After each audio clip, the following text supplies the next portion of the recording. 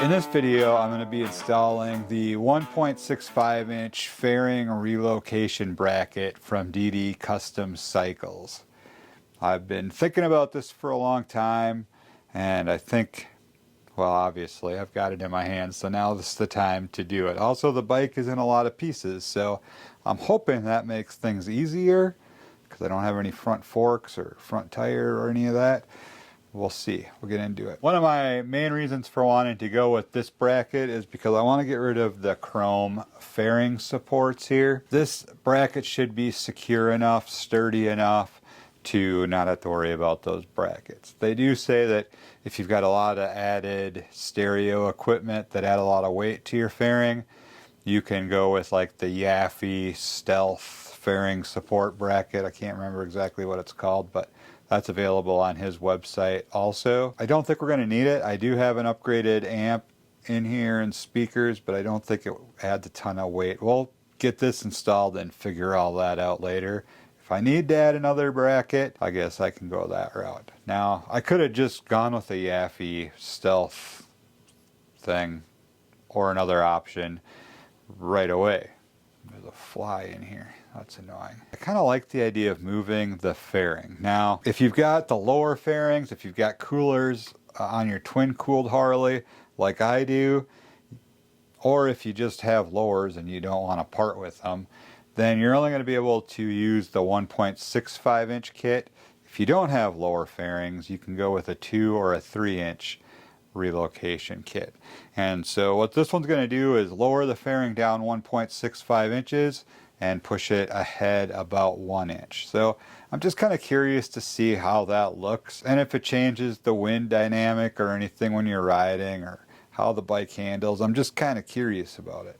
And I think it's going to hopefully look pretty cool. I don't know how noticeable it'll be. I'm going to take a couple of before pictures so we kind of have an idea there, because I don't know how well it's going to pick up on video, if you'll notice it from that angle. So I'm going to stand over here, get a side shot of the before and then another one after, so we'll be able to kind of compare and see. It might be a little bit hard to tell since the bike is all torn apart also. I'm not sure how it's all going to work, but we're not going to figure it out just standing here talking. So let's go ahead, figure out what we need to do to get this bracket installed and see if it changes the look of the bike at all. Alright, I got a couple before pictures, so it's time to get this box open, find out what we've got to do. Alright, and just to give you an idea of what comes in the box, it's just this block and 4 screws. That's it. Now obviously we've already got the outer fairing off, we've got the headlight out. Been doing that for everything else that I've been doing to the bike. I'm going to be doing different turn signals on the front of the bike, so the fairing's kind of off for that, and because I wanted to take care of some other stuff here, get rid of some wiring, tidy things up a bit. So I mean the whole bike is basically still torn apart from the powder coat project and all that. That's why we're up on the lift here. But anyway, my point is that you'd have to remove the outer fairing and the headlight and get to this point anyways. So if you don't know how to do that, it's not too bad, but there's plenty of videos out there showing how to take off the outer fairing, take out the headlight. You guys know this already. We've just basically bypassed that process to get here. Alright, so what I've done here is I've just used a ratchet strap to go from the rafter up here down. Not exactly sure how this is going to work. It's going to fight me a little bit, but really all I need to be able to do is support this so I can pull it away, slide that bracket up in there, and then tighten it back down. So I'm hoping this works. We'll see how it goes. I don't really have to worry about it banging into anything because gas tank's off, gauges are out, all that. So I think we can just get to work.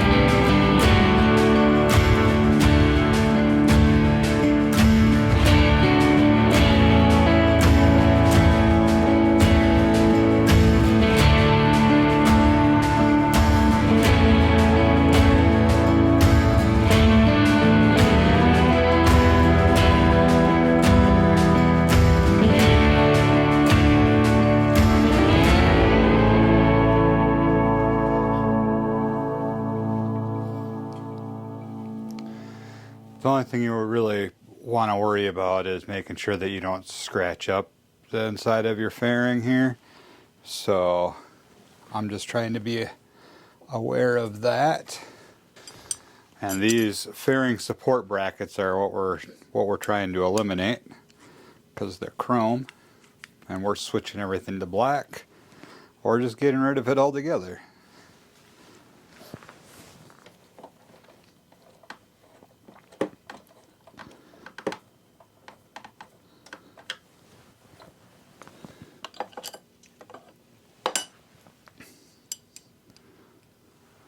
Because I'm using the Let's Roll Dolly, that's really nice because I can actually just kind of slide the bike out away from the fairing a little bit. So this is working great. I don't know if it'll come through on the video or not, but this is the 1.65 inch bracket. What we're going to do is work our wires through here, so they'll obviously come out the center.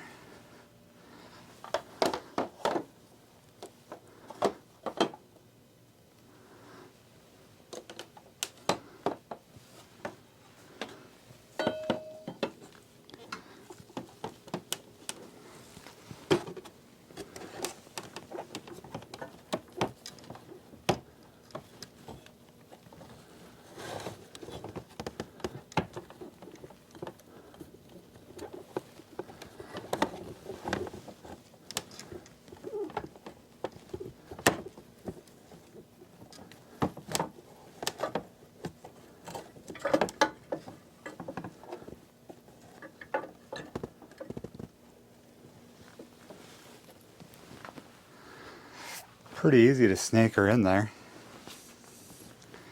Once the bracket is in place, we're gonna screw this bracket to the existing bracket.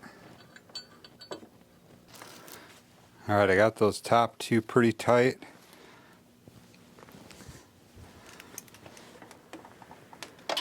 Try to get into the bottom ones. Alright, so we have the DD Customs bracket bolted onto the bike now. Everything's tightened down, Loctite. Now we're going to get the fairing back into position so we can mount the fairing to the DD Customs bracket. I just want to make sure that there's some towels in here to protect my painted inner fairing.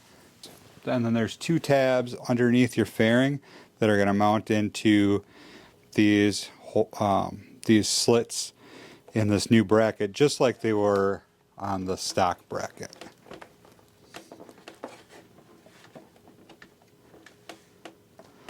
We're going to have to lower the fairing down just a little bit for that.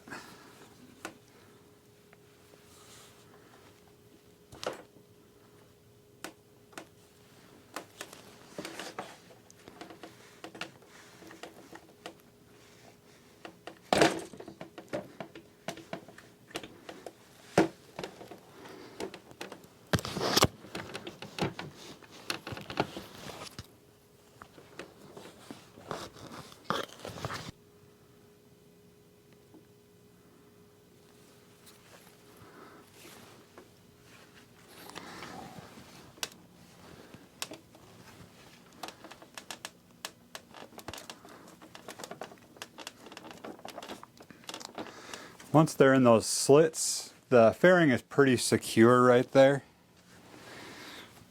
But that's basically it. Now we're going to hit a little bit of Loctite on each of these bolts, run them in.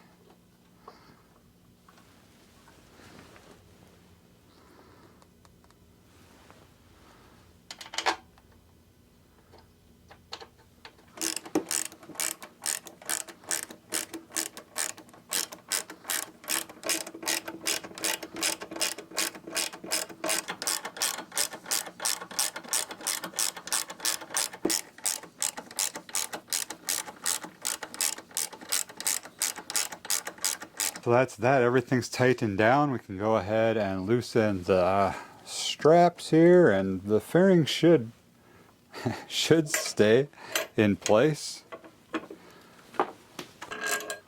And that's basically it. The fairing relocation kit is installed. It feels very secure.